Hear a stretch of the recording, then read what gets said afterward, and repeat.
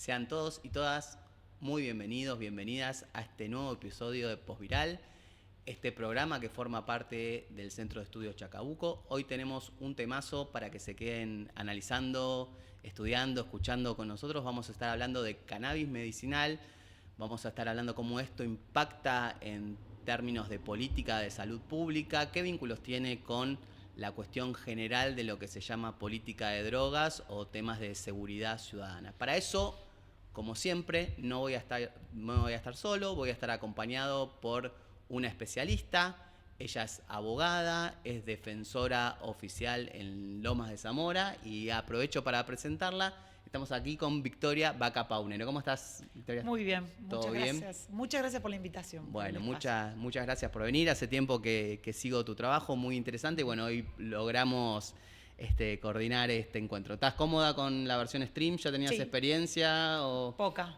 Más otros medios tradicionales, conferencias, eso.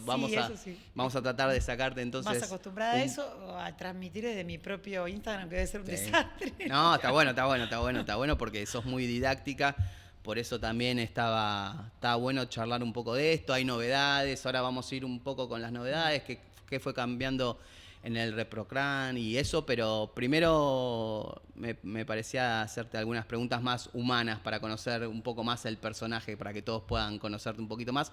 ¿Cómo llegaste siendo abogada, siendo defensora? ¿Cómo llegaste a este mundo del cannabis medicinal? ¿Cómo fue tu acercamiento? ¿Por qué? Tantos temas para elegir, muy interesantes. Te focalizaste en este. Bueno, primero es un tema que tiene que ver o tiene directa relación con derechos humanos, que es un tema de interés mío particular. De hecho, por eso soy defensora oficial criminal y correccional en Provincia de Buenos Aires. Digamos que es el espacio de mayor litigiosidad del país en materia penal, que el 80% de las personas que están imputadas o abarcadas por el sistema penal tienen defensores públicos y donde justamente lo que se litiga principalmente es todo lo que es garantizar derechos humanos, y bueno, toda la legislación y los derechos que derivan de esa perspectiva.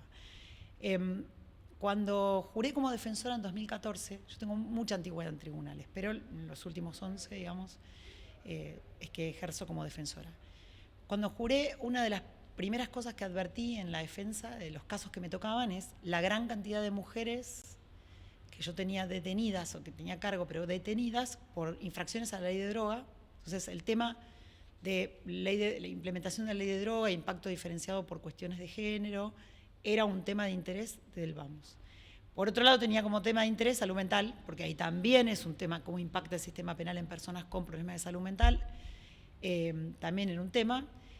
Y empecé a tener gente detenida por distintos delitos asociados a cannabis, a marihuana, tenencias simples, tenencias para comercialización en teoría, hasta que me tocó un caso muy importante de una cultivadora, o sea, en realidad una infracción a lo que es el artículo 5A de la ley de drogas, que si bien es de competencia originaria de la justicia federal, o sea, en teoría yo no debería haber intervenido, a veces empiezan por la justicia provincial y después se dirime la competencia de otra manera, pero este caso fue así, es una denuncia vecinal por un conflicto vecinal, un allanamiento, secuestro de plantas y detención de una cultivadora, que no era cualquier cultivadora.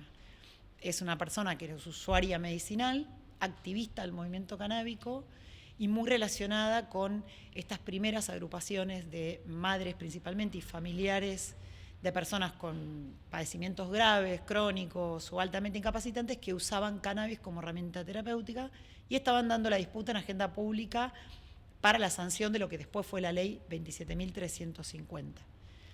Yo al mismo tiempo estaba justo buscando un tema para terminar una tesis de posgrado. Estudiando, claro. Claro, estaba terminando un segundo posgrado, porque me gusta estudiar, soy un poco nerd, y estaba buscando un tema que uniera, digamos, cuestiones que me interesaban, pero además tenía que tener algún anclaje con mi función, con mi territorio, con el territorio de donde trabajo. Y este fue justo, o sea, trabajaba todo un poco, salud y derecho penal, salud mental y derecho penal, políticas de drogas y género. Tenía como todos los temas de interés en uno. Mira, ahí te quería preguntar, porque ¿cómo lo tomó la estructura judicial? Porque ya supongo que en el ámbito penal, siendo mujer, abrirse un espacio, pero además vinculado con temas sobre el cual cae un gran prejuicio social, ¿Cómo fue eso? ¿Te ayudó? ¿Te fue limitando? ¿Cómo lo sobrellevaste? No, al principio fue difícil. O sea, cuando empiezo a trabajar en esta causa que me asignan, era la única mujer interviniendo. Aparte, ¿qué año estamos hablando más 2017, febrero de 2017. Yo tenía fiscal hombre enfrente y juez de garantías hombre, jueces de cámara hombre, o sea, todo el circuito. La particularidad de este caso es que lo que nosotros hicimos como estrategia de defensa, que no era lo habitual, lo importante es esto, había mucha gente detenida por cultivar, históricamente hay, en el sistema federal y en provincias también, con desfederalización. Pero en general la recomendación era, bueno, o negá todo, o negate a declarar, o nosotros lo que dijimos es, vamos a explicar todo lo que está, pero vamos a justificar que sirve para algo y vamos a discutir que esto no afecta al bien jurídico tutelado. Más de fondo, fuera al fondo y no más un... Vamos a defender que esto no es un delito y que esto es un derecho, es el ejercicio de un derecho y que hay que pensar otra manera de entender la marihuana que no es solamente como un estupefaciente, sino que puede ser una sustancia terapéutica, que era lo que se discutía con la ley, que no estaba sancionada. Claro, en 2017 todavía no estaba sancionada. No, tenía media sanción de Cámara de Diputados. Claro. Que ahí es donde se había dado la disputa con las Mamacultiva y las agrupaciones. Y tenía ya el antecedente, el presente chileno de Mamacultiva, del Mamacultiva original, que era el de Paulina Bobadilla, las chicas, bueno, en Chile. Pero acá no, estaba la ley de droga y el paradigma bien claro de todo tipo de sustancia ilegalizada, estupefaciente, y todo usuario enfermo o delincuente. No había otra discusión. Te hago una consulta. Siempre me gusta. Es una forma que tengo de pensar los temas y, bueno, trato de hacerlo acá en el ciclo. Arrancar siempre por lo global, por el mundo. ¿Cómo está en el mundo esta discusión sobre el uso terapéutico de la planta de cannabis? ¿Cómo está con el tema de las regulaciones? ¿Cuáles son geopolíticamente los bloques? ¿Cómo se ordena esta discusión? Supongo que Estados Unidos tiene una política muy heredada de los 70 de la política antidrogas, pero ¿no? Como que en el tablero global a veces hay sorpresas cómo se ordenan los países. ¿Y cómo está Argentina en ese concierto internacional? Bueno, yo no te diría que hay una forma de verlo a nivel global. Primero porque es un proceso que, bueno, yo empecé con esto en 2017 a meterme. Y en el medio hubo un montón de cambios. El año pasado reguló todos los usos Alemania, reguló en el medio Canadá. Estados Unidos también cambió parte de su política en 2018 con la vuelta, digamos, de la legalización del cáñamo en el gobierno de Trump, pero además tiene 37 estados con cannabis medicinal habilitado y casi 20, un poquito menos, con cannabis para todos los usos. Esto es todo reciente, hay muchos cambios. El sistema que regula a nivel internacional las sustancias psicoactivas consideradas psicotrópicos o estupefacientes es un sistema de tratados muy, muy rígido. Modificarlo es prácticamente imposible porque tiene como regla de juego establecida que la mayoría tiene que consensuarse cada modificación por mayoría de los integrantes del sistema, que son casi todos los países.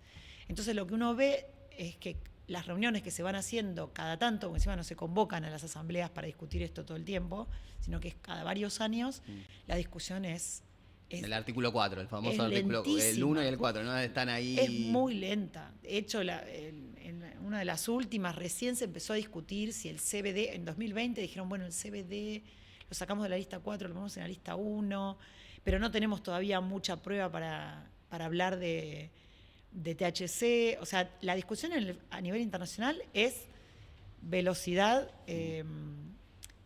tortuga lenta, digamos, o sea, esta velocidad. En cambio, si uno le presta atención a las legislaciones internas de los países y muy fuerte al avance del mercado, de toda la perspectiva mercantil que tiene el cannabis, ahí ves otras realidades.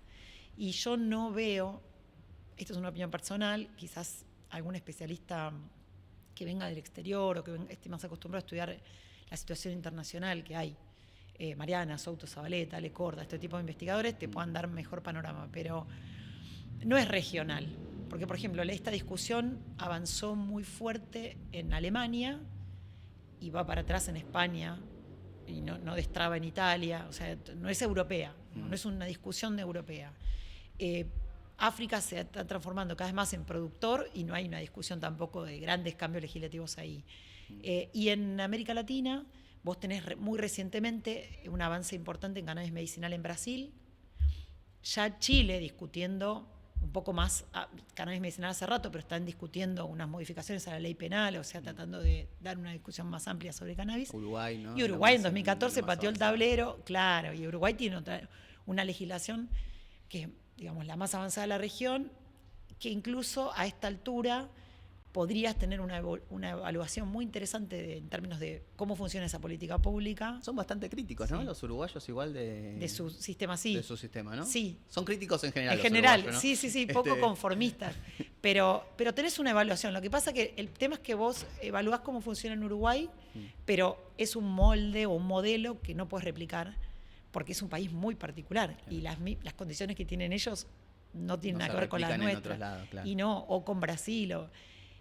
Pero bueno, hay avances también en Paraguay, bueno, y Colombia también tiene avances importantes. Y hay una discusión, el otro día me enteré, pero no sé, no pude ver los textos como para entender por qué lado va, que sé que se está dando en Ecuador. O sea, hay varios países que están repensando. Lo que pasa es que las decisiones son, si se piensa en regulación, ¿para qué? Si cannabis medicinal solamente, si otros usos también, y después cómo se regula, o si solo se despenaliza y cómo se regula, porque si se va a hacer tipo mercado, si se va a abrir un mercado a cualquiera, si va a ser para algunas empresas, que esta creo que es la peor discusión, la más complicada. ¿Cuál te parece el principal freno para que se avance en un sistema de cannabis medicinal que sea accesible para las personas que sufren? ¿En nuestro país? Sí, o en general sí también en nuestro país, pero ¿qué es? ¿El prejuicio con la planta? ¿Una cuestión más de, me imagino, hipótesis, los mercados, laboratorios tradicionales? ¿Cuál te parece el principal obstáculo? Una vez que un país pasa el obstáculo regulatorio, después es una cuestión de cómo se pone en práctica la política pública pensada desde esa legislación. Nosotros hoy, Argentina, no es una discusión en cannabis medicinal. Cannabis medicinal está reconocido por ley, punto. No hay una discusión y Argentina aparte no está corrido del sistema convencional, no está contra los tratados, no incumple de ninguna forma los tratados. E incluso informa al sistema internacional qué se produce acá en cannabis y quién lo hace. O sea, no hay ningún problema en eso en nuestro país. Los frenos que hay son de la implementación del sistema, pero tienen que ver con un montón de temas muy críticos. ¿Cómo eligió Argentina regular? Y cuánto se pudo avanzar con ese sistema de regulación. Ahora, si vos me preguntás cómo avanzamos desde donde estábamos parados en 2017 hasta ahora, bueno, muchísimo. En este país, para mí, muchísimo, porque hoy una persona cultiva 9 plantas con flores en su casa y solo con un carnet que se gestiona de una manera que no es tan compleja, tiene eso en su casa y está tranquilo y se gestiona su herramienta terapéutica y la de su grupo familiar eventualmente sin problemas.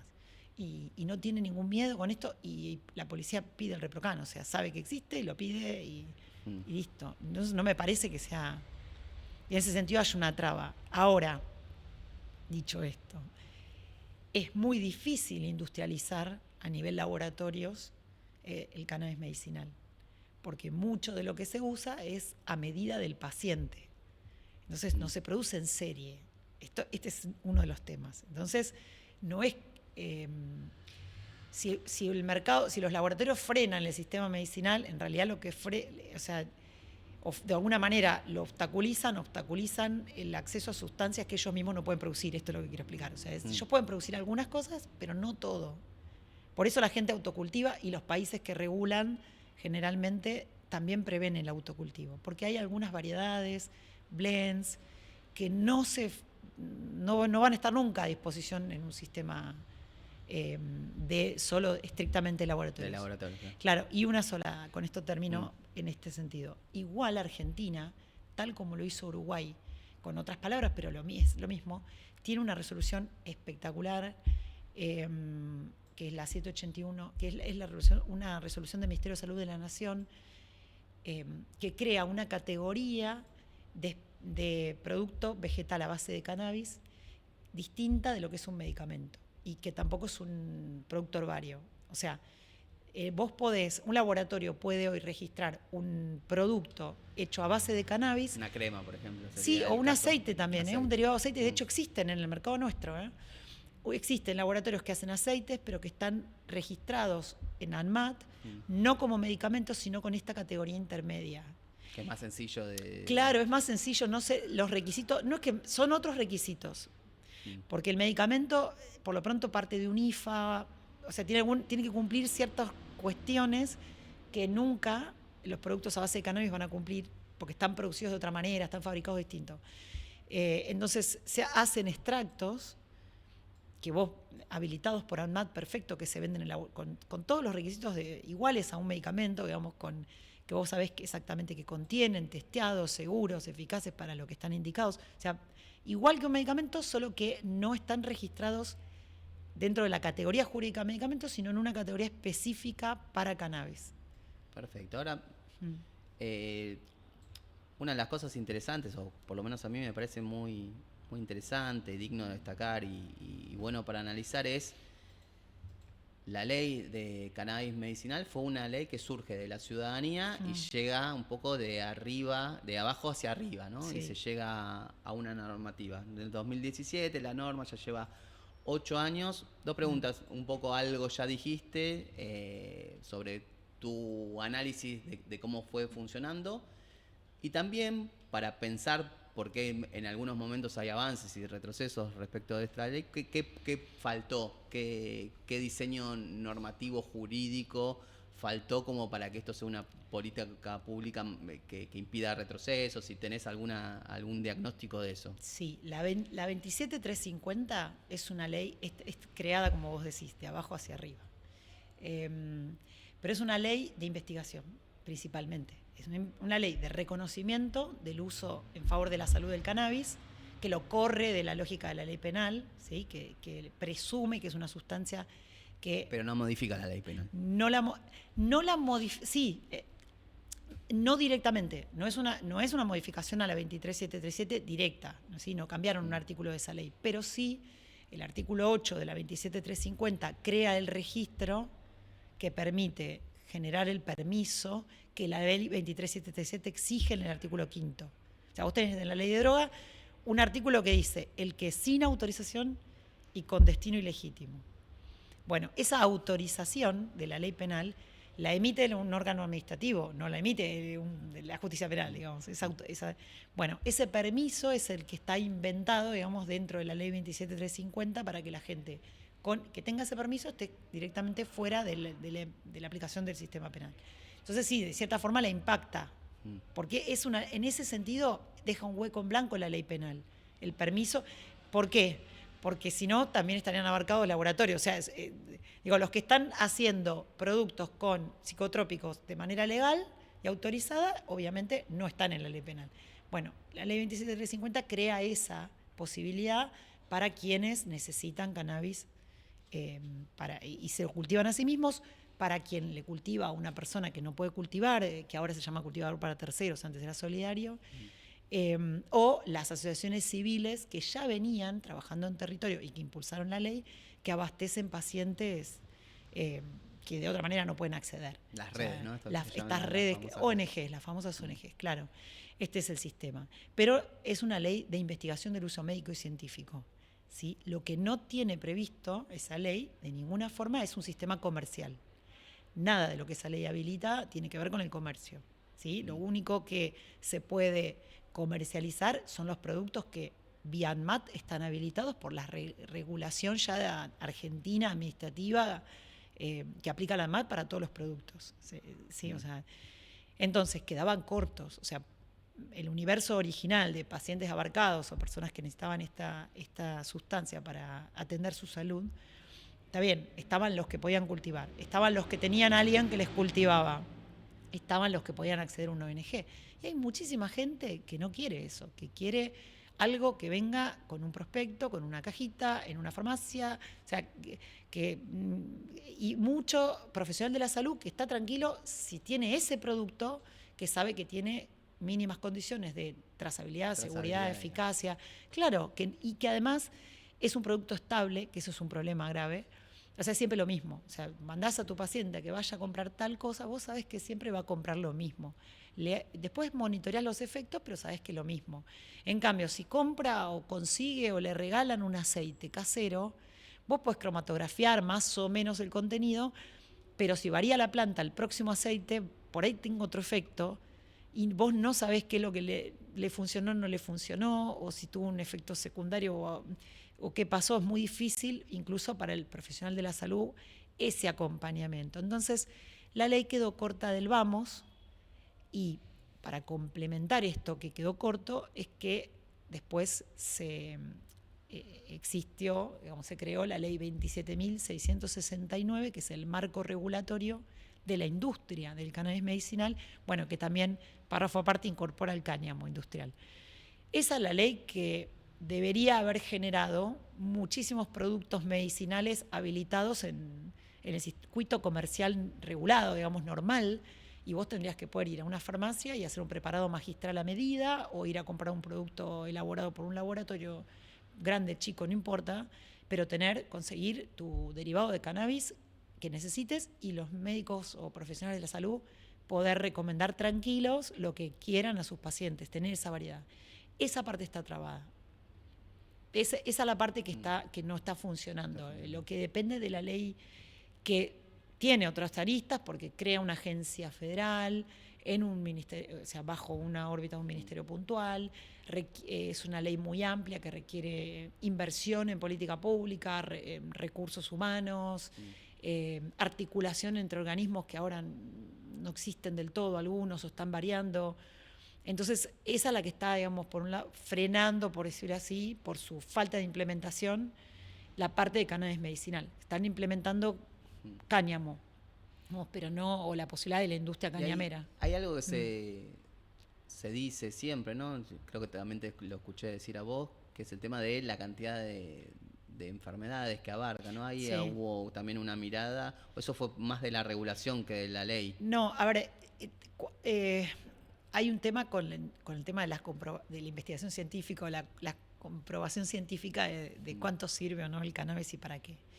Nosotros no teníamos en Argentina demasiada investigación científica formal sobre cannabis cuando se discutía la ley, y era uno de los obstáculos o de los temas que algunos legisladores decían, esto no ¿será un efecto placebo o qué será? ¿De dónde sale? Pero en el mundo hay miles de papers. De hecho, el padre de la endocannabinología, Rafael Meyulán, era un especialista en Israel, y hay varios países, Israel por decir uno, que está a la vanguardia, pero tienen muchísima producción científica, y esa producción abarca más de 45 patologías distintas. Entonces, cuando sí traes esa información científica y después se empieza a producir en Argentina, que bueno, después se empezó a hacer, ves que abarca todas esas patologías, por decir las que se saben. Entonces, una de las disputas fuertes en el marco de la ley es decir, no restrinjan esto para cierta patología o alguna variedad de cannabis o algún componente de la planta, porque vas a limitar, primero, el desarrollo científico con eso que no se sepa o no esté seguro, y segundo, no sabés más adelante cuánta evidencia vas a tener sobre algo que todavía... Entonces, Argentina tiene una legislación en eso que está muy bien, porque no tiene limitaciones por componente. Nosotros no es que tanto THC no, tanto sí con THC, hay con libertad CBD. Para investigar. La ley no. Claro, la ley dice porque hay cannabis. otras normativas que tienen porcentaje de THC. La de cáñamo tiene que tener, por un motivo diferente, pero digo, esto de pensar que hay un cannabis bueno y un cannabis malo, el THC es el malo, el CBD es el bueno, o uno medicinal y otro no, esto es ridículo.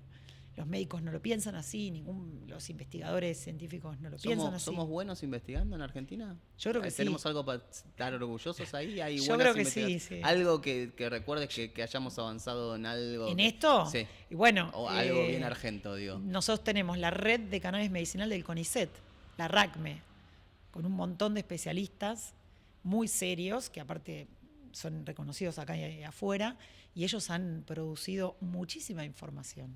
No, por supuesto no tienen 20 años de información recopilada porque, bueno, no existen hace ese tiempo, pero sí. No, ni los recursos que por ahí hay destinados en otros países, ¿no? Con las patentes y... No, bueno, claro, ni hablar. Bueno, sí. Pero tienen muchísimo trabajado. Incluso en Argentina tenés investigación en uso veterinario, Mirá. y en uso en odontología, digamos. Y eso lo tenés dentro de esa red de cannabis medicinal del CONICET, que hay un montón de gente, y aparte es una red realmente nacional, federal. Entonces, sí, la ley en ese sentido no les puso ningún obstáculo, era simplemente, bueno, para lo que usan, bueno, investiguen esto y aplíquenlo, y el que no necesita. Y después tampoco se limitaron patologías, que también hubo países que tienen bueno, solo epilepsia refractaria, porque ahí entendimos que hay evidencia y no dolor. Que eso es muy piola. Si alguien va, por ejemplo, a la Expo Cannabis, si alguien fue a la primera Expo Cannabis, ahora se sigue replicando, pero en la primera creo que fue el lugar donde quienes estábamos nos dimos cuenta de realmente qué estaba pasando con esto. Hubo casi 55.000 personas asistiendo, ¿no? A la rural. Bueno, un porcentaje, yo diría casi la mitad de las personas que estaban ahí en esa edición del 2019, si no me equivoco, eran adultos mayores. Iban a buscar algo, a buscar cannabis.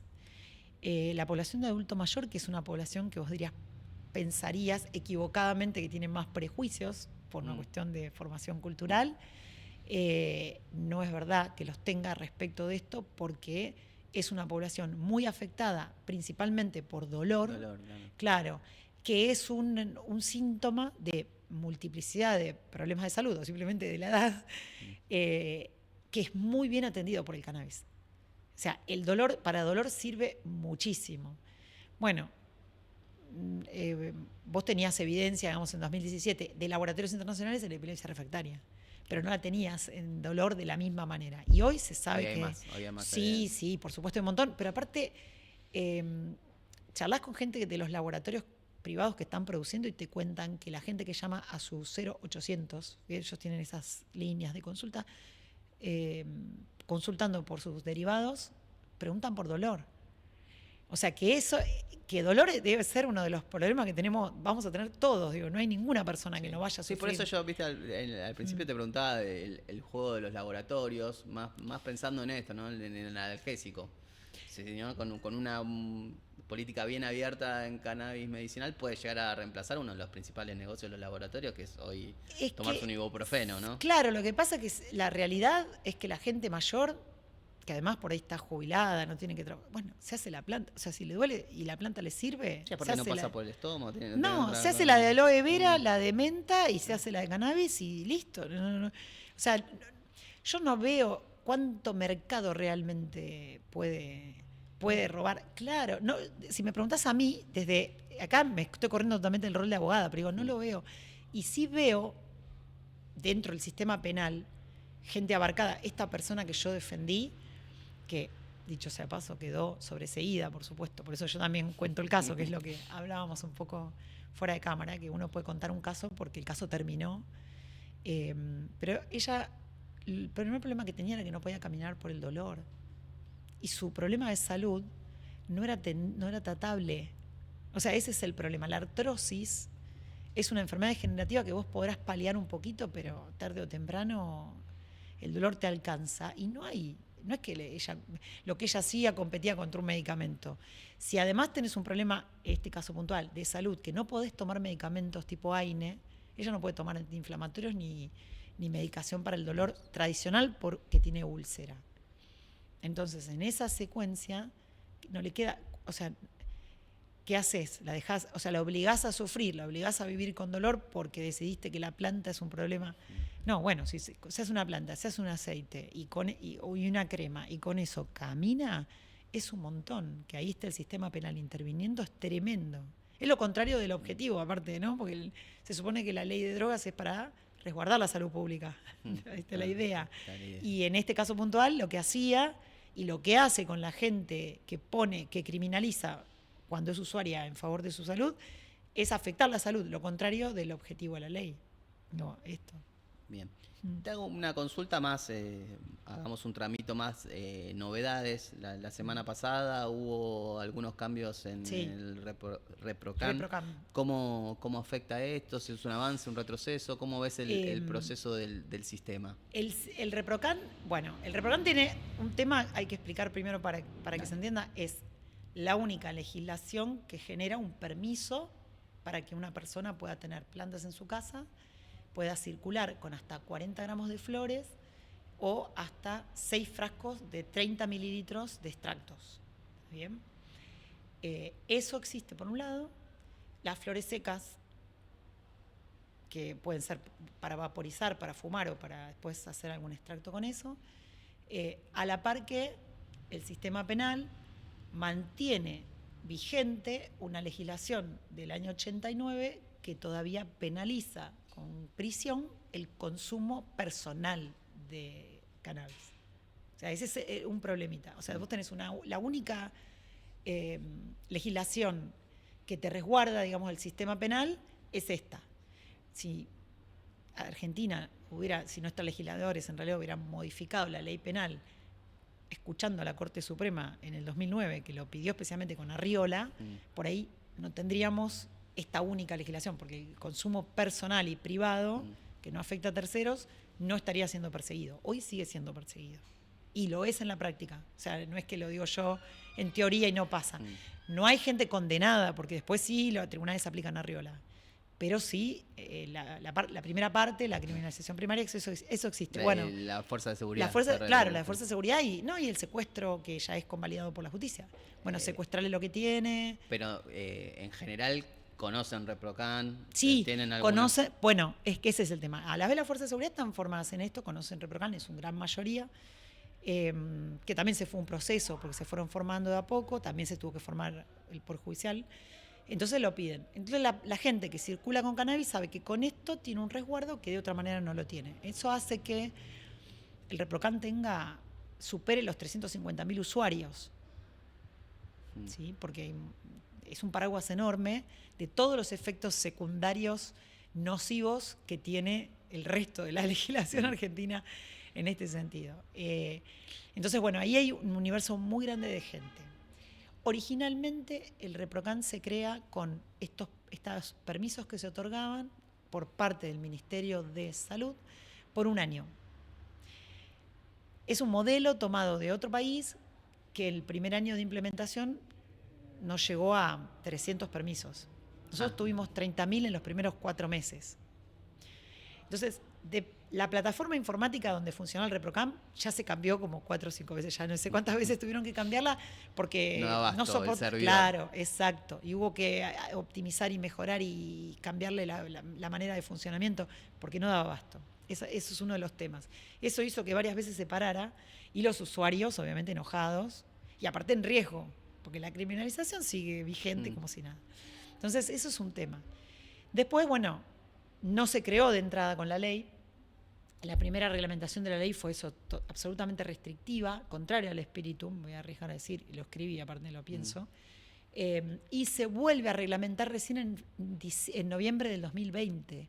O sea, entre 2017 y 2020 no hubo modificaciones ¿Qué reales. Características? Porque restrictiva, ahí es cuando lo hacen para la... Solo para epilepsia refractaria, claro, solo derivados importados en ese momento, y después los 2 nacionales que se fueron habilitando. Pero no habilitaron el autocultivo. 2020 se abre un poco. 2020, no, se modifica, se dicta el decreto 883, se reglamenta nuevamente la legislación, ahí sí se abarca. Además, había un tema que es que las personas con problemas de salud generaban amparos, o sea, iban con acciones de amparo a la justicia a reclamar reconocimiento de derechos, cobertura de obras sociales, cosas así, que con el decreto reglamentario termina la controversia porque ese decreto, entre otras cosas, zanja la cuestión y dice, bueno, lo cubre el cannabis, lo cubre el Estado, lo cubren las obras sociales, punto, no hay discusión. Ya tenía un fallo la Corte igual en esa línea. Entonces, reglamenta manteniendo realmente el espíritu de la ley y crea el registro del artículo 8, que se pone en funcionamiento con la resolución 800 en marzo del 2021. Ahí empieza a funcionar. Ahí era por un año y al principio, como todavía no sabían cómo implementar, no tenían las ONG.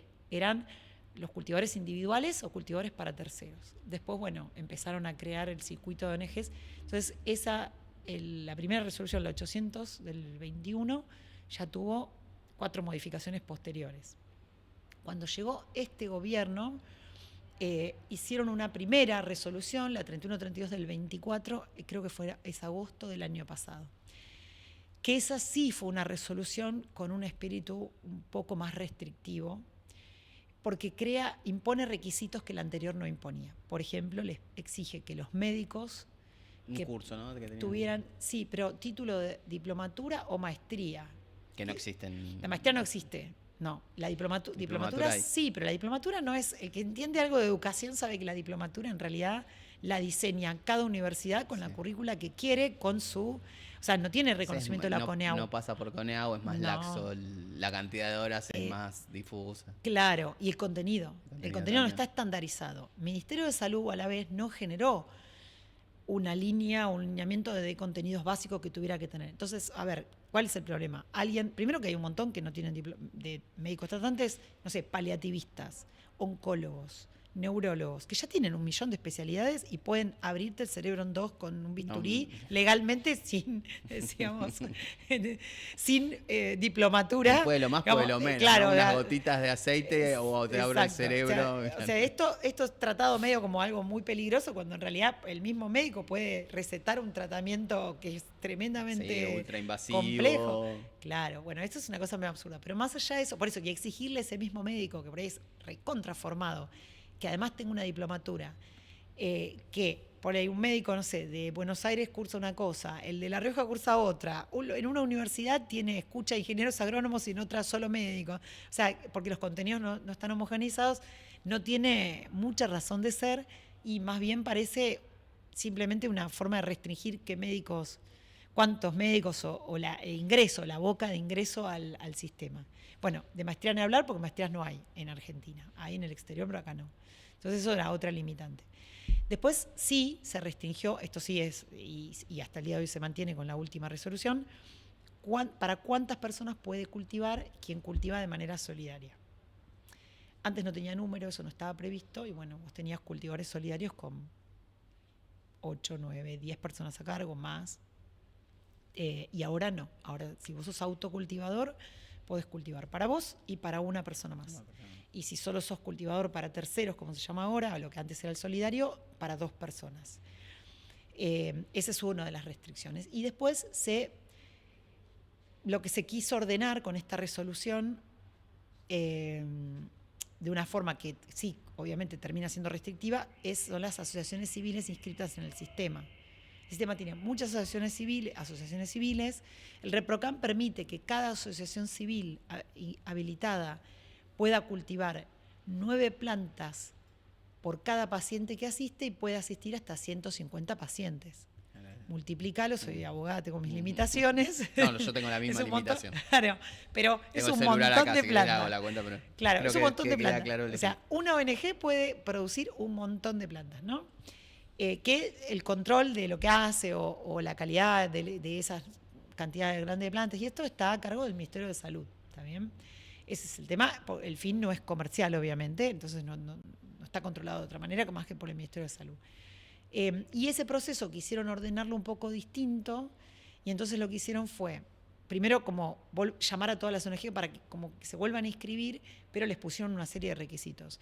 Quienes integran las comisiones directivas no pueden tener antecedentes penales, algo que para mí es ridículo. El cannabis medicinal existe, la ley existe, gracias a la lucha y sobre los hombros de muchas personas que fueron presas, incluso se murieron en situaciones de criminalización. Entonces, negar eso, hacer de cuenta que no, como si hubiera nacido de otro lado, para mí es injusto, muy injusto para quienes vienen peleándola esto hace 30 años, que hay un montón de gente en Argentina, o para incluso los familiares o los allegados a las personas que se murieron en esta discusión, que tenemos varios.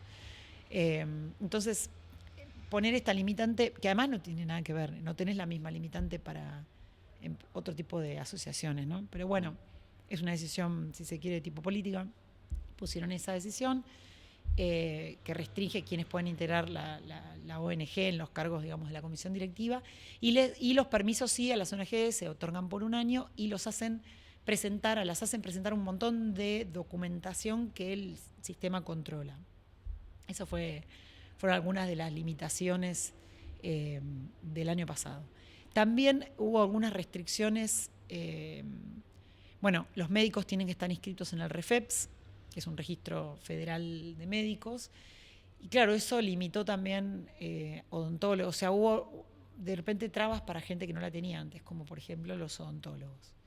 Pero a la vez el sistema medio que se paró. O sea, hay gente hoy esperando autorización en el ReproCan no desde el dan 2023. las autorizaciones. Claro. No, tampoco dio respuesta. O sea, ¿cuál es el problema de sobre-reglamentar? Vos sobre-reglamentas, el Estado sobre-reglamenta, tiene que tener, está bien, el que cumple todo, se le tiene que dar una respuesta, no sé, inmediata. Claro. Digo, está bien, vos sobre-reglamentás, exigís un montón de cosas, está bien, el que los cumple, viene corriendo, presenta todo. Bueno, no podés estar a la vez 6 meses controlando si cumplen todos esos requisitos extra que se te ocurrió imponer. Pues eso es obstaculizar. Y esto que yo te estoy diciendo no es que a mí se me ocurrió porque tengo una fértil imaginación, sino que es en los amparos, o sea, lo que terminó pasando es una lluvia de amparos en fueros federales, contenciosos administrativos y civil y comercial, depende el criterio de cada juez, si lo ven como salud o lo ven. Y yo leí muchas de las sentencias de estos amparos porque me interesaba ver qué estaban diciendo estos magistrados y lo que veía era que en muchos casos decían es inadmisible la falta de respuesta a tiempo del Ministerio de Salud, porque esto es una política de salud pública, la persona que está haciendo el pedido es una persona con un problema de salud concreto, no está en discusión eso en el amparo. O sea, la discusión es, yo me inscribí en yo tuve ReproCan, se venció mi permiso por una cuestión de plazo, voy a renovar, mantengo la misma patología, no sé, tengo epilepsia, y no me contestan por 6 meses. Y no me dicen que no por algo, no me contestan, nada más. Entonces, me voy, claro, para que me contesten. Y ante ese silencio, esos meses de silencio, los jueces no lo evalúan de manera positiva y terminan fallando o directamente contra el Ministerio de Salud, o vi un par de casos que me pareció también una cosa bastante particular, donde la resolución judicial no le da la razón al actor del amparo, porque esa persona por ahí lo que está pidiendo es que el juez lo inscriba, obligue al Ministerio de Salud a inscribirlo. Y el juez lo que dice es, el nuevo requisito de que tu médico tratante tenga en realidad es en favor es en resguardo de la salud pública y lo vas a tener que cumplir. Pero como el Ministerio de Salud no te contestó inmediatamente diciéndote que vos que no te inscribía porque no cumplías un requisito, sino que te dejó de contestar, la demora sí es achacable al Ministerio de Salud. Entonces, rechazan el amparo, pero las costas se las imponen al Estado. Bien. Entonces, a mí me parece un problema cuando se sobrereglamenta mucho con la idea de por ahí controlar o ordenar procesos, si el mismo organismo no está en condiciones de dar una respuesta fuerte después. Pero ¿sabes por qué? Además, esto lo estoy mirando desde mi lugar, ¿no? No lo estoy mirando... Yo no hago política pública, no estoy en el Poder Ejecutivo y tampoco lo estoy pensando de un posicionamiento político partidario. No quiero esa postura. Lo que sí creo es esto. Cada vez que el Estado no resguarda a los usuarios de cannabis en favor de su salud, no los deja simplemente con un problema de salud, los deja en el sistema penal. Esto es lo que yo veo y esta es mi crítica principal. Además, te sumo, ¿no? Corre por mi cuenta, pero un gobierno que se caracteriza por facilitar algunos procesos. Mientras vos lo comentabas, hace muy poquito la ANMAT sacó para tener la libre portación de arma vía un trámite muy expedito. La ANAC, sí. Sí, para sacar la portación de arma de forma automática. Bueno, un ministerio de desregulación y facilitación. Sí, y ANMAT también facilitó algunas gestiones. Y justamente en algo que tiene que ver con la salud, pareciera como que no es una cuestión de sobrecarga de trabajo o que no le encuentran la forma de hacerlo, sino pareciera como una decisión política que es ralentizar el sistema. Yo no sé cómo lo pensaron el año pasado, no conozco, conozco, para mí es un amigo, lo quiero muchísimo, Marcelo Morante, que es el que diseñó en su momento el sistema desde el gobierno anterior. Leí además el informe que el Ministerio de Salud elaboró sobre, cuando él termina, digamos, su gestión, hacen un informe y explican todo lo que hicieron y cómo lo hicieron, y además él, bueno, yo doy clase con él, da conferencias y explica bien claro qué es lo que pensaron cuando pensaron en este sistema. No escuché, entonces no te puedo dar esa misma perspectiva sobre quiénes son los funcionarios del año pasado. Claro, los de este Ministerio de Salud yo no los escuché hablar específicamente sobre este tema en público, como no estaba en la Expo Cannabis, ¿no? Como para yo saber o poder decirte, pensaron... Si hay una mirada desde la seguridad. Claro, ¿qué se pensó? Yo creo sí que es un organismo que siempre fue chiquitito, el programa de cannabis dentro del Ministerio de Salud de la Nación, y que de entrada siempre estuvo desbordado. O sea, abarca mucha más gente que la que pensaron que podía abarcar. Esto de cero, ¿no? De siempre. Y el escenario se fue agrandando, y bueno, si lo querés ordenar, tenés que entender cómo lo ordenás. Entonces algo de desborde puede haber. Claro, o sea, hay una mezcla de cosas. Hay una mezcla de borde. No, y también está el otro que si realmente el funcionario que está a cargo no entiende para qué sirve el cannabis medicinal, si desconfía, digamos, del contenido de la norma, que para mí es leerla y entender, y tendrías que poder ver que no estás hablando de usos ilícitos de cannabis. No estás hablando de eso. No es eso. Eso es lo más importante. El uso ilícito es el uso ilícito. Y esto no es uso ilícito, es lícito. Si no entiende eso, y por ahí está todavía en el proceso de construcción, digamos, de esto, puede ser que piensen con un criterio restrictivo. También está el tema que, ya te digo, esto son política pública, que quien la controla es el Ministerio de Salud de la Nación. Yo no tengo ni idea si pueden controlar o no esto. ¿Cuánto? No sé. No sé cuánto controlan otra cosa tampoco, pero no sé cuánto Vacunas, pueden. Bueno, Claro, no sé cómo controla el Ministerio de Salud. No tengo ni idea cómo lo hacen. Sí te puedo decir cómo lo que pasó ahora, ¿sí? El cambio de la nueva legislación, que ahí está mostrando un poco mejor qué están pensando, porque lo fundamenta la resolución nueva.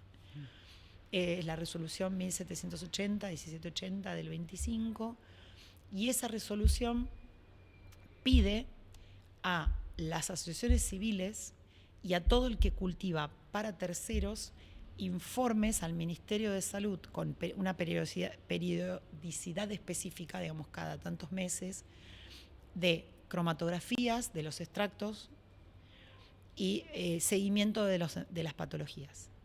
Ahí hay una mirada clara de salud. Acá yo difiero con algunas opiniones que vi en público de algunas personas que dicen nos quieren controlar las plantas. No. Si las ONG y las personas que están produciendo para otros en forma solidaria, que ya saben qué hacen, con qué plantas, porque ya hacen eso, ¿no? O sea, ya saben qué productos hacen y para quién y para qué les sirve. Si esa información se sistematiza, y lo sistematiza justamente el Ministerio de Salud de la Nación, por ahí de acá a 2 años ya tenés una evidencia científica espectacular, que no es una investigación formal, digamos, como hecha en una universidad, pero... O sea, puede ser positivo en para mí términos sí. de Yo lo estoy pensando al revés. Es que, claro, en lo que decías antes, ¿no? Avanzar a un sistema más formalizado, más claro, comercializable. No, pero aparte de la disputa, si alguien viene y dice, che, pero esto ¿a quién le está sirviendo? Y mira, el Ministerio de Salud está recibiendo informes hace, no sé, 1 año, 2 años, 3 años, que dice que en artrosis tal, no sé, en tal provincia hay 30 personas usándolo con éxito. O sea, eso que es información clínica, digamos, observación. ¿Y las críticas por dónde vienen? ¿Por lo engorroso del trámite? Claro, porque... Por los costos, eso debe tener un costo también para las asociaciones, supongo. Yo no creo. La ley de cannabis medicinal tiene, lo que no tiene casi ninguna ley, que es un consejo consultivo honorario, que son asociaciones civiles que se van rotando, o sea, cada tantos años cambian, que se sientan como si fueran asesores, por decir así, de la política pública con los funcionarios que la implementan. Y dentro yo conozco algunos de los que están actualmente en ese consejo consultivo y integran asociaciones civiles que conocen saben, la problemática, las capacidades. Sí, claro, y tienen condiciones para decir, ¿sabes qué? De mi asociación tratamos, no sé, gente de un hospital de oncología, o tenemos, no sé, tantos pacientes con paliativos para tal cosa, o tantos niños con... pero alguien la tiene que sistematizar esa información, y para mí está perfecto que lo haga el Estado. Perdón, y un dato, sí. Te lo dije antes en realidad, pero vuelvo, la 27350 es una ley que pone en cabeza del Estado la obligación de investigar el cannabis medicinal y el uso médico y científico. O sea, es obligación del Estado hacerlo. Si lo hace habilitando universidades nacionales o institutos de investigación como es el CONICET, como lo hizo, y el INTA en su momento, como lo hace el decreto 883, espectacular. Si además lo hace el propio Ministerio de Salud, también me parece bien. Digo, este es el sentido. Entonces, para mí, en esta norma, cuando vos la lees, ves mucho más clara la perspectiva en salud. No tanto... La otra de seguridad, no, yo no o veo, la nada, o sea, que no, no haya nada en... Claro, no. Preocupante. No, y además hay una cuestión que por ahí me interesa aclarar, que es que esto siempre pasó, siempre el Ministerio de Salud dejó abierta, por ejemplo, en el caso de las ONG, la posibilidad de que si 150 pacientes era poco, si la asociación civil atiende más gente, pedir una autorización especial para ampliar ese número. Digo, porque yo también decía, conozco personas que son cultivadores solidarios para 3 familiares convivientes. 3, no 1 o 2, 3. ¿Qué pasa en ese caso? O sea, una mamá con 2 nenes y una abuela, por ejemplo, en una casa. Que él no puede, hay uno de los 3 pacientes se queda sin plantas. O sea, ¿cómo hace para elegir? Tiene una posibilidad de pedirlo aparte y explicar su caso puntual. Y a lo sumo le van a decir, che, cada 6 meses mándame la cromatografía a ver qué es lo que haces para estas personas y mandame la evolución médica para así yo me quedo, o sea, veo que esto se está haciendo y además dentro de 2 años voy a decir, che, este caso existe, claro.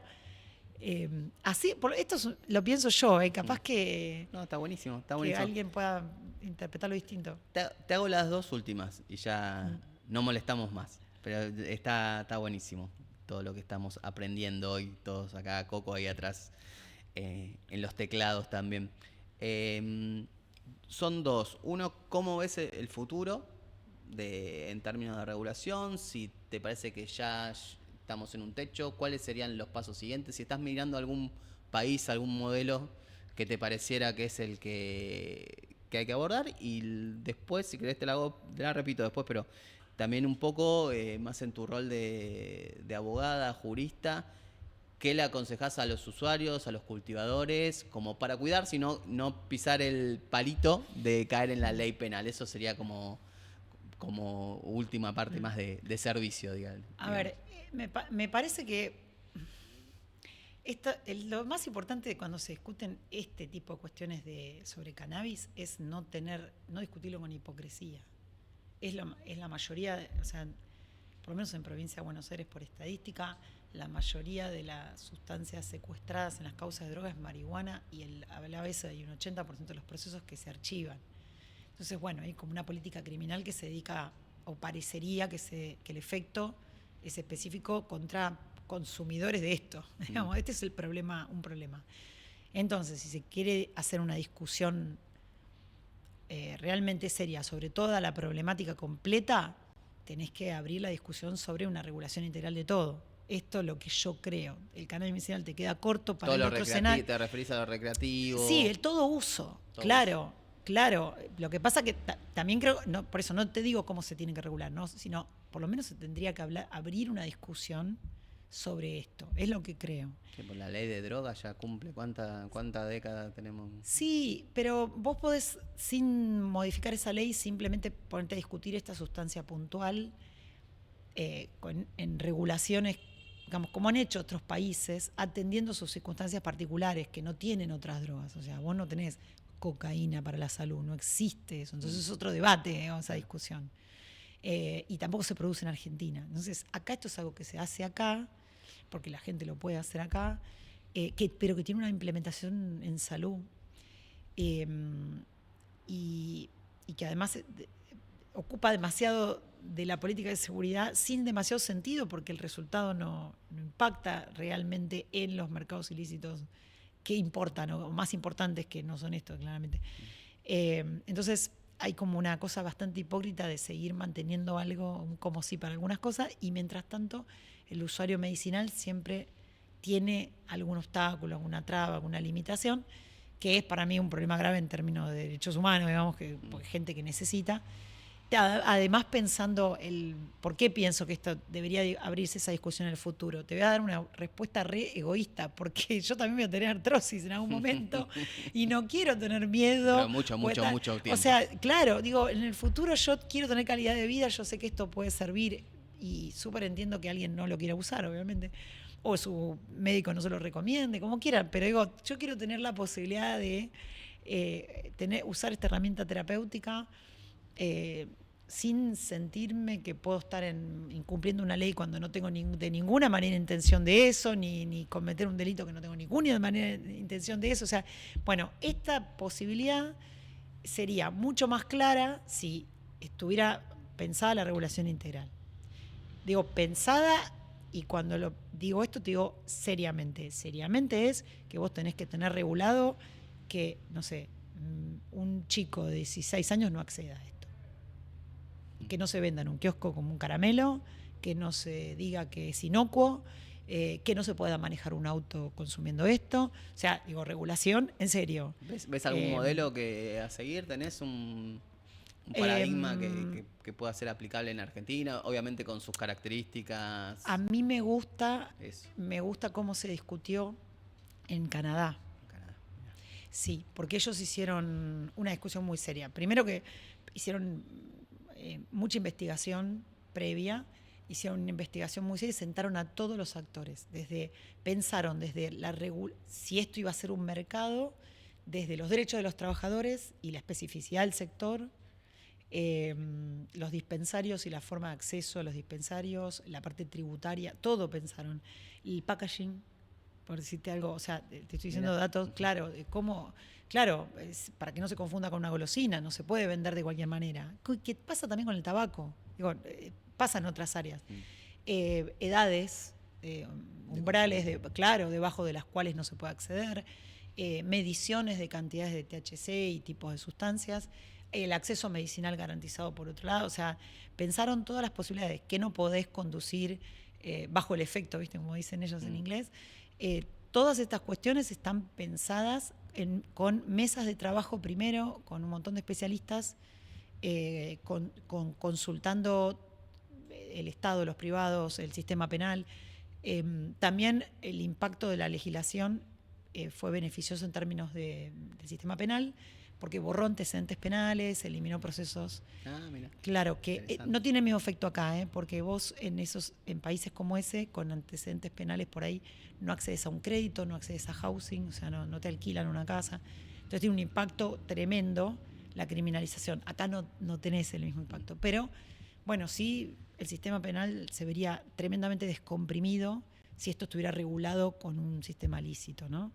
Pero bueno, esos son todos actores a sentar a la mesa y escuchar y ver los pros y los contras y cuáles serían los efectos secundarios en otros mercados ilícitos, porque eso es el otro problema grave, ¿no? Claro. Que es un tema de seguridad, por ahí más cercano a seguridad, que también hay que tener en cuenta, que es uno de los temas que se discuten en Uruguay. Hay que ponerlo todo sobre la mesa. Por lo menos discutirlo sin hipocresía. Bueno, ¿cuáles son los problemas reales que esto podría traer o no?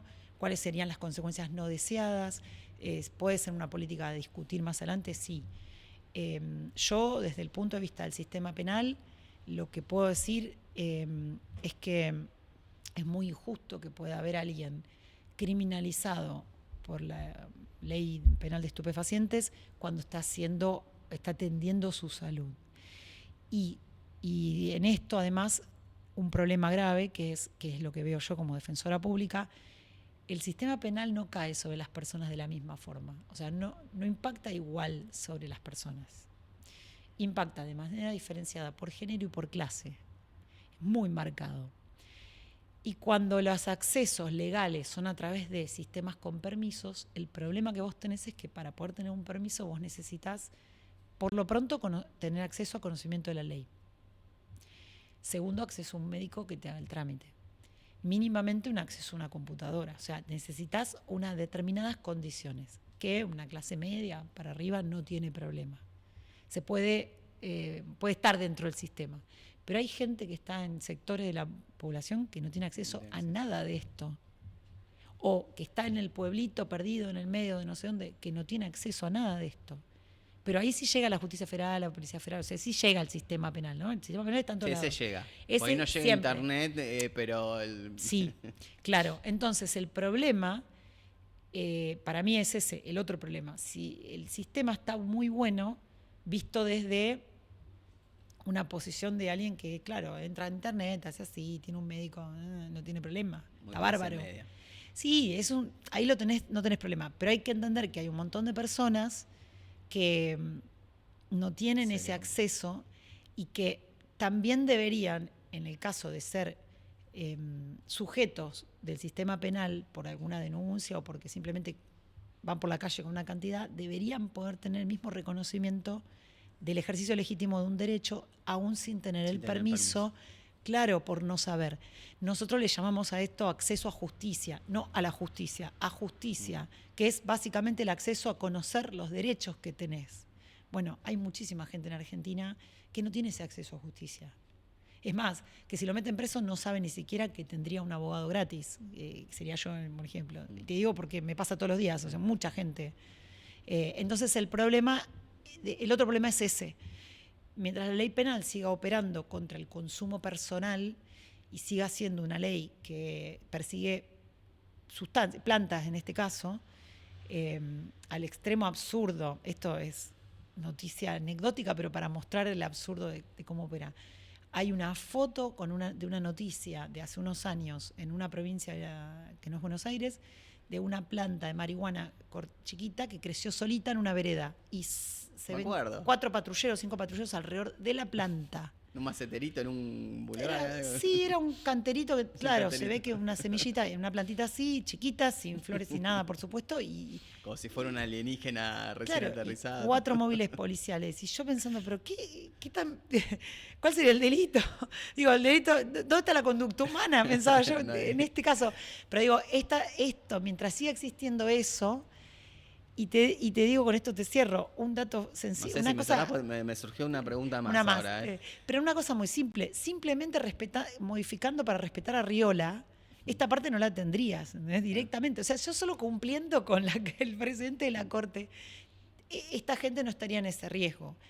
Y también iría al hospital a consultar si el cannabis lo puede usar, porque no se pensaría que los recursos, ¿no?, que pone el Estado en una persecución que termina en un archivo, la gente que lo mide es sorprendente. Claro, eso sería importante. Te quería preguntar, porque quedó ahí, lo encaraste por el lado sociocultural, clase social, como quieras llamarlo, y quedó ahí lo de género, que está bueno también teníamos ganas de escucharte un poquito con eso. Impacta diferenciado en términos de género porque, bueno,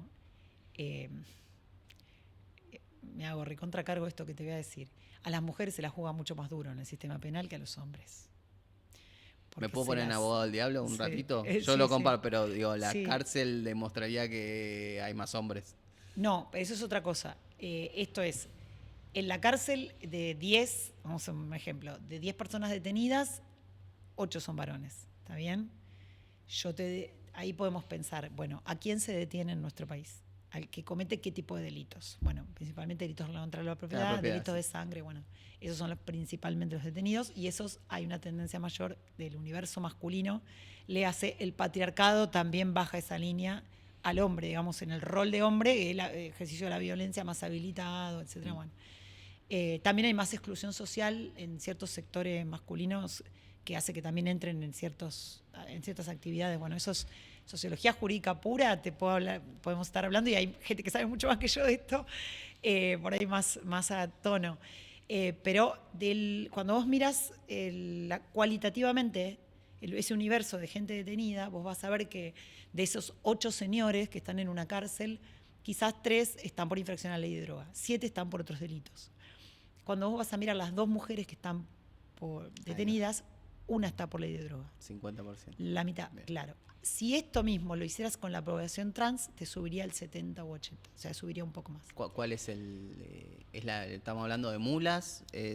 Claro, tenés desde mulas hasta personas que hacen narcomenudeo por subsistencia. Ahí tenés, bueno, la feminización de la pobreza, la tiene estudiado, no sé, Mercedes de Alessandro, hay gente que lo sabe más que yo, lo explica maravillosamente. Hay un universo de mujeres que están a cargo de hogares monomarentales, viendo cómo le dan de comer a 5 chiquitos, subsistiendo con lo que pueden. Las redes de tráfico ilegal las usan porque son el eslabón fungible de la cadena ideal para utilizar para venta. Sí, incluso hay quien menudeo. estudia que dentro de la cadena delictiva, incluso a la mujer le corresponde la parte más riesgosa y más baja de Sí. los eslabones, ¿no? Sí, claro. Con los niños, las mujeres y los niños. Sí, ¿no? sí, mujeres y niños. Niños, Y bueno, niñas también. y en los casos de narcotráfico en las mulas se ve claro. Pero además si se muere o le pasa algo, meten presa, son la reemplazan fungibles, con son- otra. Claro, pero correte del caso más grave que sería la mujer detenida. La mujer en el sistema penal, cuando entra como imputada, el abordaje que recibe es mucho más duro que el del hombre, porque la mujer se la juzga por lo que el operador judicial considera que la mujer debería haber hecho, cómo debería haberse comportado, cómo debería haber actuado o qué tipo de mujer debería ser en lo moral. Si es buena madre o mala madre, si cumplió su rol de cuidado o no. En todas las causas se la juzga distinto, se la juzga mucho más duro. Es como peor vista, reciben penas más altas. No por ahí en el tema de morigeración y esto que está un poco mejor, las mujeres tienen, obviamente, pero también porque la ley lo prevé, ¿no? Pero sí, es como que el castigo penal es más duro, su voz es menos creída, sus defensas son menos oídas. Sí, se pone en cuestionamiento, ¿no? Sí, lo que debió haber hecho cuando entra como imputada al sistema penal. Y eso las mujeres lo sabemos. Sabemos que se nos juzga Pero cuando más entra duro. como víctima también, ¿no? En muchos casos también, sí. Ahora, eso tengo que reconocer que hay un cambio abismal. O sea, trabajé 15 años en fiscalía, sé cómo se trabajan las causas del otro lado, ¿no? Y sé lo que se escuchaba a las víctimas, no sé, en el año 2000, que ahora. de cómo se las escucha ahora. Y hay una diferencia tremendamente, o sea, muy grande. Entonces, hoy todavía no cambió del todo, pero sí es muy distinto de cómo era hace unos El años. mérito de las luchas, ¿no? También. De la ley Micaela, de un montón de organismos de implementación y también de generacional. La realidad es esa. Las generaciones más jóvenes vienen quizás con algunas cuestiones mucho más resueltas que nosotros, más igualitarias en muchos aspectos, y bueno, en ese sentido son los operadores judiciales más nuevos, por decir así, tienen otra cabeza. Pero a las mujeres se la juzga muy duro desde, bueno, esta imputada, ¿cómo es como madre? A ver cómo se viste o cómo... No de manera explícita, pero sí se ve después en cómo la analizan. Por ejemplo, la veracidad de sus explicaciones. O le exigen el doble de... No me convence, lo que está diciendo no me convence, me tiene que convencer más. ¿Y cómo te hace para...? En cambio, el otro dice simplemente esto era así, bueno, listo, si lo dice el señor. Bueno, esto... Y su rol respecto de los hijos, sobre todo en eso, el rol como pareja, como madre, como persona de ¿Por qué cuidadora. no estaba en su casa, no? En vez de... No cuidó, tenía que cuidar, claro. Entonces, en esa línea, las mujeres que hacen uso del cannabis como herramienta terapéutica tienen, digamos, un riesgo de criminalización que perciben como muy grave, como muy fuerte, como mayor que por otra cosa, y tienen mucho miedo a entrar al sistema judicial. Mucho miedo, porque tienen muchísimo miedo que se la juzgue con esta mirada, que saben que es la mirada que la sociedad tiene, porque también su vecino la mira así, no es que... Y su vecino por ahí trabaja de juez. Sí, la justicia es un reflejo también de la sociedad, claro, de la sociedad. Una cosa que te quiero contar, que el otro día lo hablaba, hablando de esto de género, con otra persona y decía, qué paradoja. Las mamás del cannabis medicinal fueron como el mascarón de prueba de la disputa para la discusión en la agenda pública de la ley. Se sentaron en programas de televisión y la verdad que todo el mundo empatiza con ellas. Es imposible no empatizar. De hecho, te pones a llorar. O sea, si escuchás a una en forma directa, llorás con ella. Todos. Esto transversal a las edades, a los géneros, a los partidos políticos, al posicionamiento que quieras, mano a mano con una de estas mamás, te puedo asegurar que sí, que es imposible no empatizar. Lo he visto en juicios orales, escrito en sentencias, he visto legisladores cambiar posturas totalmente en contra. O sea, he visto de todo cambiar posicionamientos. Todos tenemos a alguien alrededor cercano también que ha cambiado. Pero sin embargo, cuando estas madres cuentan, lo que es vivir con una persona con, no sé, que se alimenta por sonda, que tiene pañales, que pesando 50 kilos, que tiene silla de ruedas, que es electrodependiente, que lo tiene que atender, y dan la discusión sobre el cannabis medicinal, en lo que se le da la razón a esas personas es siempre sobre el cannabis medicinal. O sea, le dicen, sí, tenés razón, ¿cómo te van a jugar como narco? Vos tendrés que tener acceso a cannabis, el Estado le tiene que dar un acompañamiento. En eso es como que enseguida se rompe la discusión. Nunca se presta atención a todo el resto de lo que tienen a cargo. O sea, que esa persona no tiene vida, está dedicada, porque ese es el rol que le... Yo nunca escuché en esta conversación que alguien le diga, che, ¿y el padre dónde está el...? ¿Dónde está Claro, Papá Cultiva? ¿dónde está papá? Hay una organización que se llama así, pero ¿dónde está? O ¿cómo puede ser que parte de tu día sea pelearte por un certificado de discapacidad o tu mano derecha, entre tus 5 contactos más usados sea el abogado de los amparos? O sea, todo el resto, digamos, el resto que sufren está totalmente invisibilizado. O sea, le dicen, qué bien la lucha por el cannabis, tenés razón, vamos a apoyarte, pero todo el resto de los problemas que tienen es como que no están. ¿Por qué?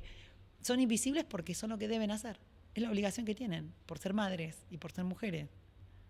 Y todo, ¿me explico? O sea, esto nunca, yo miraba esto y digo, está bien, bárbaro que les dé la razón por el cannabis, me parece perfecto. Y todo el resto de los problemas que tienen, digo, hacemos de cuenta que no. Tan en abstracto, tan... Claro, ¿por qué? Porque es lógico que los tengan que hacer, lo tienen a su cargo por ser mujeres. Y te voy a cerrar con esto porque te voy a contestar una pregunta que no te contesté. Cuando me dijiste cómo fue dar esta discusión defendiendo el uso de cannabis medicinal en la justicia penal en Provincia de Buenos Aires, te voy a contar que al primeros 2 años la pasé muy mal. Que recibía sobrenombres, cargadas, risas cuando me iba. O sea, fue muy difícil.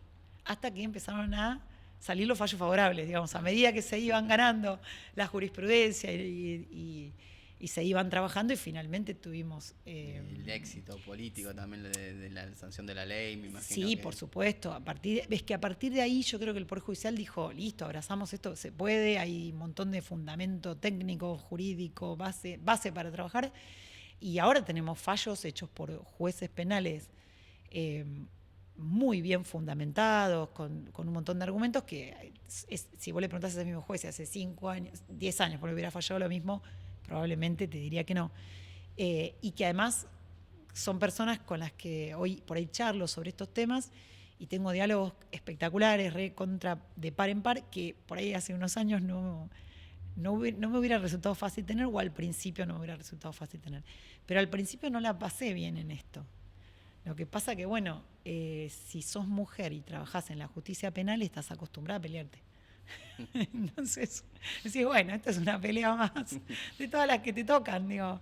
No hay mucha diferencia. Entonces siempre te estás como chocando con paredes y dando disputa y tratando de bueno, pero se puede. Quebrar paradigmas. Sí, se puede. Sí, se puede, por supuesto. Tiene un costo, obviamente. Es mucho desgaste, es muy difícil anímicamente. Y este es un tema que lo que tiene de bueno es que todo lo que te cuesta puertas adentro del sistema de justicia es directamente proporcional a todo el apoyo de la sociedad civil que tenés, es decir, que yo tuve de parte de, no sé, médicos, cultivadores, asociaciones civiles, militantes, activistas, la academia, sí, muchísima gente que no es del sistema de justicia diciéndote, dale, seguí para adelante, ¿qué necesitas? Información, mira, te mando este artículo, te paso este dato, te comparto o te presento tal especialista que por ahí te sirve para fundamentar algo, te invito a dar charlas sobre esto, o mi editor, no sé, escribí que yo lo publico. O sea, lo que me costó mucho adentro, afuera era siempre apoyo, siempre muchísima gente respaldando. Y yo creo que eso, muchos de los abogados y abogadas de esto te pueden contar alguna experiencia similar. O sea, toda la pelea que costó en tribunales, que está bastante, nada que ver ahora, ¿no? Como piensan los jueces ni cómo se trabaja esto en tribunales, está muchísimo mejor que lo que era antes. Pero todos te van a dar un recorrido parecido. O sea, todo lo que me peleaba con el sistema de justicia puertas adentro, afuera, era siempre al revés. Muchas Apoyo afuera y sí, adentro más difícil. Parece que las cosas sí. al Poder Judicial llegan siempre después, ¿no? Es como que hay Y algo ahí es parte cerradito. el sistema tiene eso, en género, en esto. Sí, ya sabemos, digamos, que es así igual, ¿no? Los que estamos ahí ya sabemos que es un sistema bastante... que viene después de la sociedad primero, después la ley, después la justicia, y bueno, hay una lógica en eso. Pero bueno, en este caso tenías esta otra cosa muy buena, que es mucha gente afuera alentando o acompañando. Bueno, gran experiencia. No sé si querés dar un cierre final, una reflexión. La verdad que para nosotros fue esclarecedor. Creo que ahí Sí. compartimos que nos llevamos algo muy lindo del encuentro. Sí. No sé si querés hacer Vos me preguntaste qué consejo hay que dar. La gente tiene que cumplir la ley. O sea, terminemos con la parte del servicio. Claro. ¿Qué le aconsejamos a la gente que está en la calle? La gente tiene que conocer qué es lo que está legislado en Argentina y cumplir la legislación. Esto es así de simple. Y si la legislación no le parece que sea la justa, hay que dar una disputa para modificar la legislación. Lo que no puede recomendarse... No hay que exponerse. No podés incumplir la ley, claro. Cultivar sin permiso hoy sigue siendo un delito. La ley medicinal, esto es muy importante explicar, no habilita comercio, de ninguna manera. No habilita comercio la ley de cannabis medicinal, nunca lo habilitó, no era ese el objetivo de la ley, no es el sentido. Hay una ley específica para la parte de comercio. Bueno, se tendrá que dar la disputa para que se implemente de manera integral. Pero digo, no habilita comercio. Argentina no legalizó el cannabis para todos los usos, no legalizó la venta de cannabis de cualquier forma o por parte de cualquier persona. Esto no es así. La ley penal sigue absolutamente vigente y en esa lógica, si una persona realiza una conducta que está abarcada por el tipo penal, lo que corresponde en realidad es que intervenga el sistema de justicia penal, o sea, que intervenga la policía y la justicia, porque de eso trabaja. Digo, no le puedes pedir que no trabajen, eso no va a pasar. Lo que sí creo es que si la ley no te parece justa, bueno, para eso está la posibilidad de modificar las legislaciones, ¿no? Pero hay que ir al lugar correcto, hacer el reclamo correcto. O sea, uno puede pretender incumplirla y que no se te aplique. No, eso no va a pasar.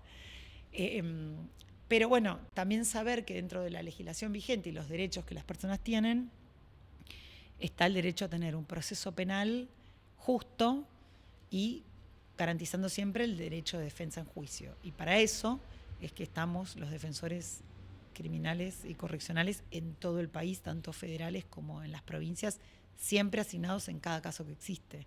O sea que si hubiera una situación que te está abarcando el sistema penal, siempre hay un abogado ya asignado al mismo tiempo que te está pasando esto. Bueno, eso es parte de lo que es el acceso a la justicia. Ahí sí, saber que hay defensores, digamos. Excelente, está bien que lo aclaraste porque ya seguramente muchos de los que están escuchando ya iban a querer contratarte a vos para que los defiendan. La defensa pública. Yo soy defensora pública, claro, no trabajo en forma privada, no me escriban. Aclaramos. No me escriban, no va a pasarles eso. No. Bueno, gracias, muchísimas gracias, la verdad que fue hermoso tenerte acá. Personalmente me voy enriquecido, supongo que todos los que formaron parte de esto también, y los que vayan a ver este video, recuerden, esto es Postviral. Denle un me gusta, compartan, suscríbanse a nuestro canal, que está bueno, hay muchísimo contenido. Ahora viene el fin de semana, tienen un montón de entrevistas, además de Victoria para verse, así que seguimos, tenemos muchos temas por delante, así que esperamos verlos nuevamente por acá. Muchas gracias.